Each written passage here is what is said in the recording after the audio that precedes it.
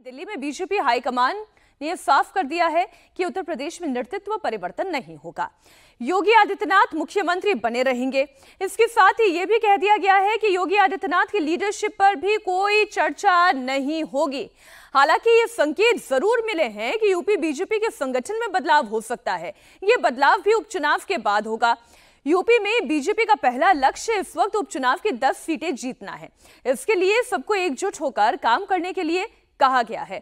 रुचि हमारे साथ जुड़ी हुई है। रुचि, एक बार मैं इस पर आपका रिएक्शन इसलिए लेना चाह रही हूँ, जानकारी आप दीजिएगा कि केशव प्रसाद मौर्य अपनी दिल्ली विजिट से पहले लखनऊ में खूब बयानबाजी करते हुए बार बार एक्स पोस्ट पर एक पोस्ट डालते हैं, डिलीट करते हैं, फिर उसको वापस पोस्ट करते हैं, लेकिन अब कुछ शांत नजर आ रहे हैं। क्या मैसेज दिया गया है दिल्ली से?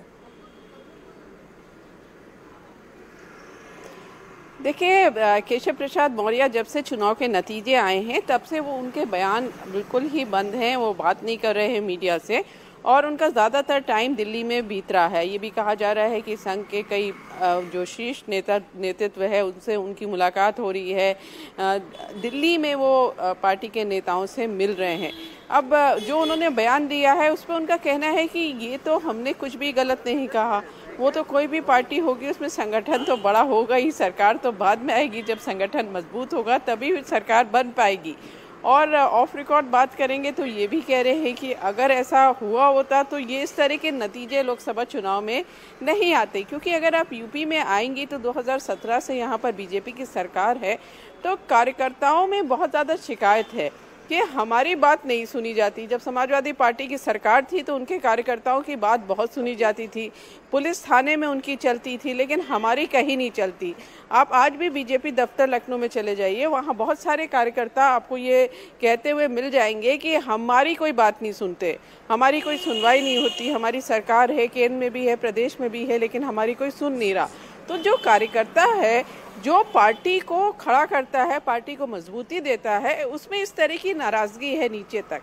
अब पार्टी ये कह रही है कि अगर समाजवादी पार्टी में थाने और पुलिस में सुनी जाती थी समाजवादी पार्टी कार्यकर्ताओं की, तो हम वो काम नहीं कर सकते।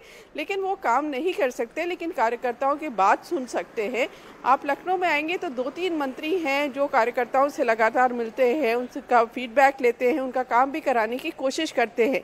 लेकिन ऐसा सब मंत्री अगर करें तो पार्टी का कहना है कि पार्टी के नतीजे और बेहतर आते।